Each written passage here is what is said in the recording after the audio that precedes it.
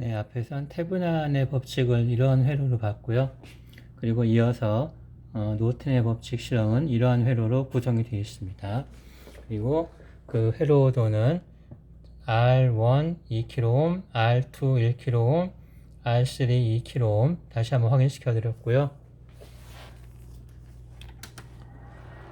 전압은 말씀드린 대로 15V를 인가할 예정입니다.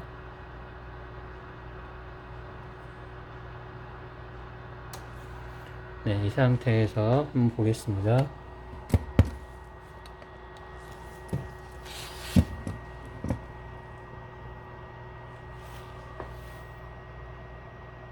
네, 15V 맞췄고요.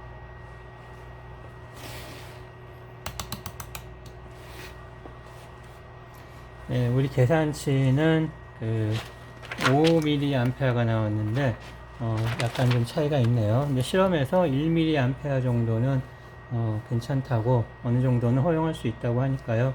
일단 이런 식으로 측정이 되어 있고요. 3.81 나왔습니다. 그 다음에 우리가 할 것이 이제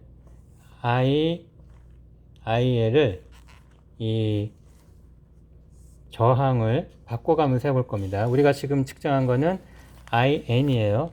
노튼 법칙에서 전류 IN을 측정해 봤고요. 이번엔 IL, 그 부하 저항을 걸어놓은 상태에서 먼저 330ohm짜리 하나, 100ohm짜리 하나, 그리고 1001kΩ짜리 하나를 각각 연결해서 그것이 실제 계산치와 맞는지를 보도록 하겠습니다. 이제 이 저항이 없는 그런데 이 저항이 없는 상태에서의 측정치가 5mA 대 3.8mA로 약간 오차가 있어서 아마 그 저항을 연결한 상태에서의 측정치도 어느 정도 1mA 정도는 오차가 생길 거라고 예상이 되네요. 네, 해보도록 하겠습니다.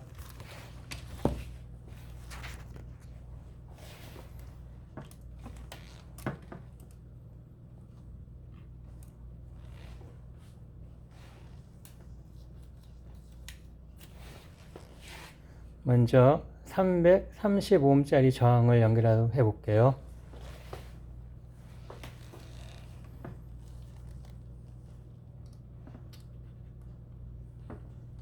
단락을 시키기 때문에 한쪽만 꽂고요.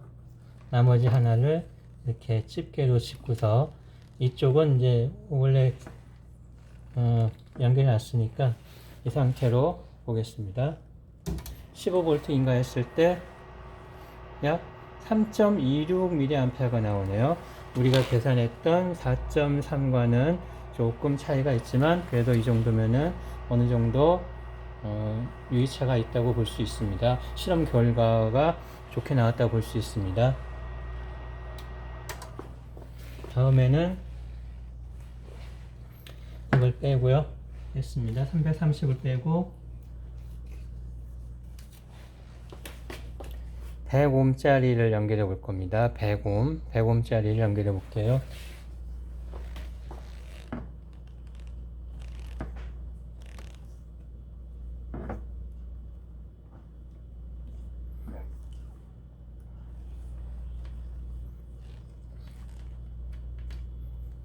우리의 계산치는 약 4.76A인데 얼마 나오는지 보겠습니다.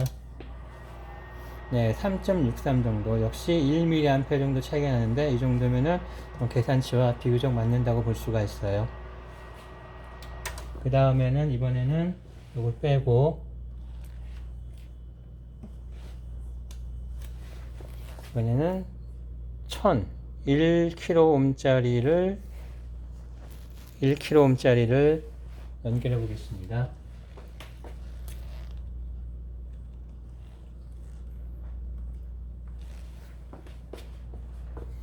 우리가 1kΩ짜리 연결했을 때 계산치는 3.33이 나왔어요. 네, 실제로는 2.5 정도, 한 0.8mA 정도 오차가 있는데 이것도 역시 좋은 실험 결과라고 볼 수가 있습니다. 1mA 정도는 우리가 허용할 수 있으니까요. 그래서 여기서도 보시는 것처럼 저항이 330일 때 비해서 100 이 105mm일 때는 전류가 증가를 합니다. 그리고 저항이 1000오hm, 아주 클 때는 전류가 감소를 했죠. 그래서 계산치와 실험치가 일치하는 것, 그 노튼의 법칙을 한번 해 보았습니다. 네, 여러분, 이제 지금부터는 그 회로를 구성하는 법에 대해서 좀 보충 설명을 해 드리려고 해요. 왜냐하면은 이 회로 구성을 제대로 하지 못하면은 아무리 측정 장비가 좋고 또 뭐 저항이 오차가 없는 거라 하더라도 이 구성이 잘못되면은 굉장히 엉뚱한 결과가 나올 수 있기 때문에 이 브레드보드를 구성하는 거, 일단 기본적인 내용, 우리가 지금 하고 있는 내용에 대해서만 설명을 드리도록 하겠습니다. 자, 먼저 브레드보드는 이제 이런 식으로 구성이 되어 있다고 했죠. 그래서 가로 라인과 세로 라인이 연결이 되어 있다고 하는데요. 자, 요쪽에 이렇게 A, B, C, D, E, F, G, H, I 이렇게 써 있는 이 칸은 좀 이렇게 이 폭이 넓은 이 칸은 이쪽으로 다 연결이 되어 있습니다. 이것끼리 가로끼리 연결이 되어 있고 세로는 연결이 안 되어 있어요. 그 다음에 약간 폭이 좁은 요 칸은 세로로만 연결이 되어 있습니다. 세로로. 그래서 보통은 요 내에서 다 해결이 되는데 좀 더 복잡한 회로를 구성할 때는 여기까지 사용을 하게 되겠죠. 네, 이런 식으로 되어 있다는 거.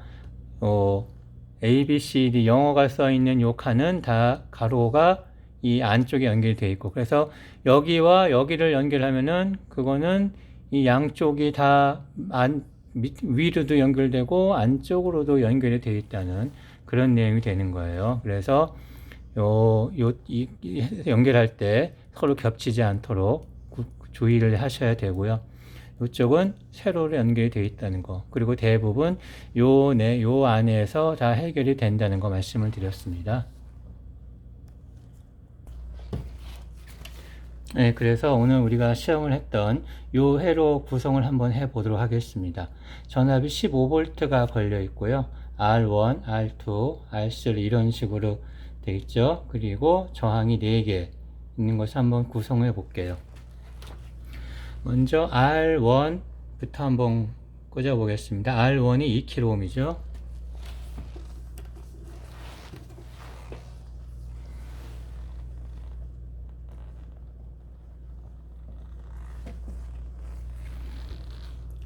네, 이런 식으로 여기다가 이렇게 꽂으면은 고정이 돼요.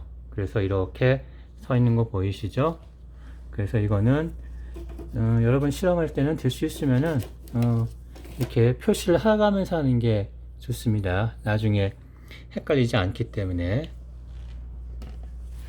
그 다음에 그 옆에다가 R2, R3가 있는데 R3 먼저 연결해 볼게요.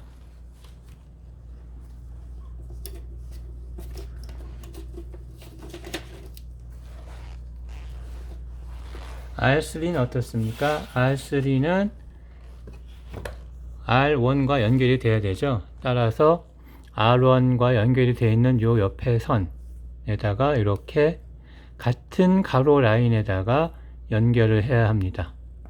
연결을 하고요. 그 다음에 밑으로 연결이 되어 있지 않은 다른 곳에다가 이렇게 연결을 해요. 네, 지금 볼품이 좀 없는데 여러분 나중에 시간 되실 때 한번 해보시면 좋을 것 같습니다. 이런 식으로 연결되어 있어요. 그래서 R1과 R2가 이 같은 가로 라인에 있기 때문에 연결이 되어 있다는 거 보이시죠? 그 다음에 여기다가 R2, 지금 여기에 R1, R3는 여기 2kΩ이니까 2kΩ이라고 또 써 붙여 볼게요. 이렇게 붙여 놓는 것이 도움이 된다고 그랬죠? 나중에 안 헷갈리고. 그 다음에 R1, R1 2kΩ짜리 하나, R2 2kΩ짜리 하나 연결했고요. 이번에는 다시요. R1 2kΩ짜리 하나, R3 2kΩ짜리 하나 세로로 연결했습니다. 이번에는 R2를 연결해 볼게요. R2는 1kΩ짜리로 R1, R2, R3가 다 같이 연결이 돼야죠. 그래서 이렇게 다 같은 라인에다가 이렇게 꽂혀 있습니다. 일단 제가 이렇게 좀 더 정확히 보여줄 수 없어서 좀 아쉽긴 한데요. 이 같은 가로 라인에 꽂혀 있는 것을 보실 수 있을 거예요. 그래서 오른쪽도 떨어져서 연결 하나 하고요. 이렇게 연결했습니다. 그러면 이렇게 이상이 써붙여놔야지. 1kΩ짜리라고요. 1kΩ짜리라고 여기다가 이렇게 붙여놔야 나중에 안 헷갈립니다. 그래서 R1, R2, R3가 이렇게 구성이 되어 있어요. 지금 여기까지가 구성이 여기까지가 구성이 된 겁니다. R1 2kΩ, R3 2kΩ, R2 2kΩ. 요 세 개는 다 연결이 되어 있어요. 브레드보를 통해서. 그럼 이번에는 이쪽으로 가서 RL 330Ω짜리를 연결해 볼게요.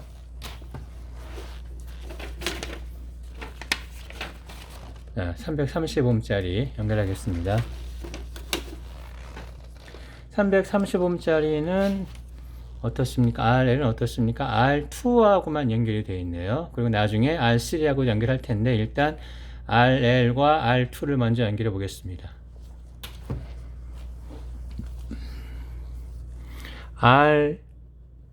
R2와 같은 가로선상에 꽂아야겠죠? 그래야 연결이 되니까요. 꽂고 밑에는 뭐 상관이 없다고 할 수 있는데 웬만하면은 나중에 R3와 연결을 하게 되기 때문에 R3와 같은 라인에 웬만하면은 같은 라인에 꽂아주면 좋아요.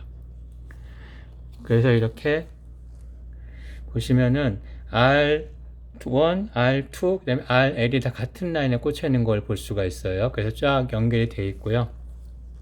그 다음에 문제는 R2와 R3와 RL을 연결을 해야죠. 지금 각각 따로 꽂혀 있는데 보시는 것처럼 요 안에 안에 연결이 되어 있고 요 안끼리도 연결이 되어 있지만 여기와 여기는 끊어져 있죠. 그럴 때는 이러한 도구를 사용하시면 됩니다. 이렇게 좀 긴 것도 있고 짧은 것도 있는데요. 이것을 이용해서 딱 꽂으면은 둘 사이 연결할 수가 있어요. 해볼게요.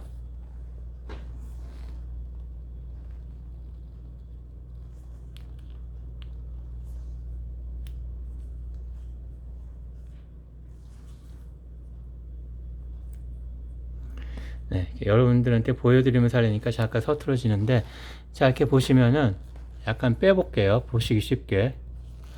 이렇게 보시면은 왼쪽에 있는 2kΩ짜리 R3와 오른쪽에 있는 이름 저항값을 붙여놔야겠네요. 자, R3 330Ω짜리를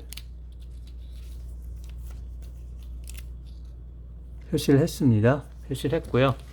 이런 식으로 이렇게 드디어 R1, R2, R3, RL까지 연결이 됐어요.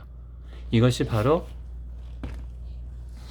이 회로에서의 여기까지가 이제 연결이 된 겁니다. 여기까지. 여기 방금 흰 선으로 여기를 연결한 거예요. 여기를. 그래서 여기까지가 지금 구성이 됐고요. 그 다음에 문제가 이제 전원이죠. 전원은 어떻게 연결하느냐 하면은 이러한 이번엔 좀 길쭉한 선을 사용합니다. 해서 플러스 마이너스가 뭐 그지 큰 상관이 없긴 한데 일단 R1과 같은 선 라인에 있는 곳 꽂아야죠. 이렇게 그래야 저항이 연결이 되니까 같은 라인에다 꽂았습니다. 이렇게 꽂았어요. 그 다음에 요거는 이제 R3와 같은 라인에 있는 쪽에 꽂겠습니다.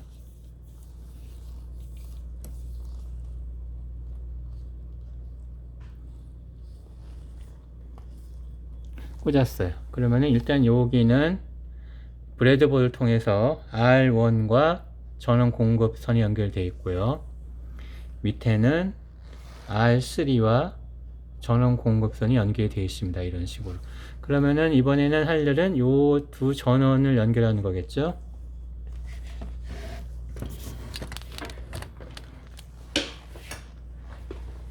전원 공급 장치에 이런 식으로 되어 있는 거를 꽂아요. 꽂고, 빨간색은 빨간 쪽에, 검은색은 검은 쪽에 꽂고, 그 다음에 거기서 연결된 것을 여기다가 이렇게 연결을 합니다. 일단 연결을 하시고요. 측정했을 때 뭐 마이너스가 나온다거나 그럴 경우에는 이거 바꿔주시면 되니까 연결을 하시면 돼요. 연결하시고 측정을 하실 때는 아까 말씀드린 것처럼 항상 끈 상태에서 연결해야 합니다. 꺼진 상태에서 연결을 하고 측정 직전에 킨다. 그리고 볼테이지는 미리 5V인지 5V인지 또는 15V인지는 이걸로 조절할 수 있으니까요. 미세하게 조절을 하고요. 항상 측정이 끝나면 꺼주시고 이렇게 하면 됩니다. 그 다음에 이제 전원 공급이니까 드디어 여기까지 이제 연결이 됐네요. 여기까지 연결돼 가지고서 아까 이제 집게를 선을 연결하고 위아래 연결하고 요 15V라는 전원이 바로 여기에 이제 꽂힌 요 전원이 되겠습니다. 그래서 여기까지가 이제 회로 구성이 되고요. 그 다음에 측정을 할 때는 아시겠지만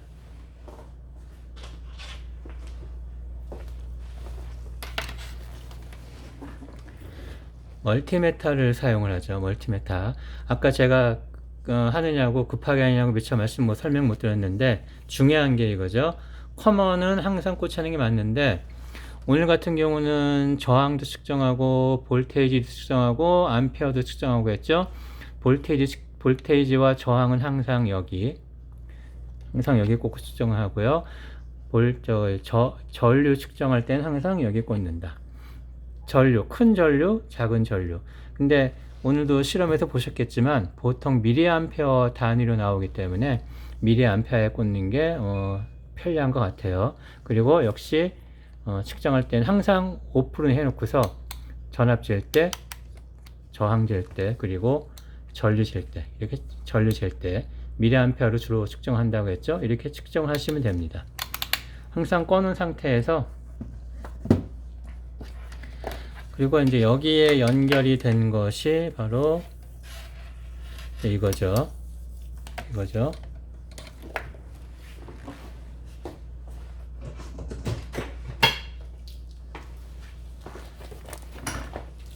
제가 지난주까지는 실험할 때 요거를 사용했을 거예요.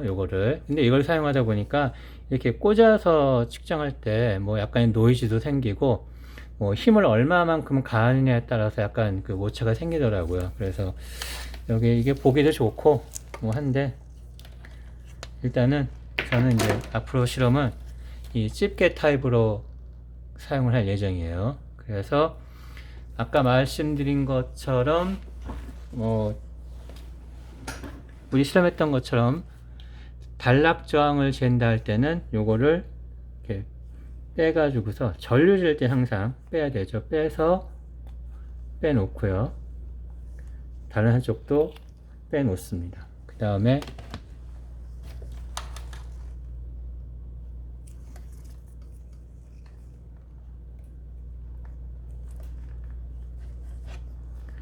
이런 식으로 전에는 제가 이걸 옆에다 꽂아 놓고 그 송곳 같은 그 멀티메타 그 단자로 꽂아서 측정했는데 이렇게 집게로 집어서 하면은 좀 더 고정도 잘 되고 노이즈도 없고 그렇게 측정이 되더라고요. 이 상태에서 측정을 하시면 되는 겁니다. 전압인가 하는 것은 아까 15V로 맞춰 놨었죠. 그리고 여기에는 전류를 측정해 보겠습니다. 그래서 딱 누르면은 지금 보시는 것처럼 앞에 마이너스가 나왔죠. 이럴 때는 당황하지 마시고 끈 다음에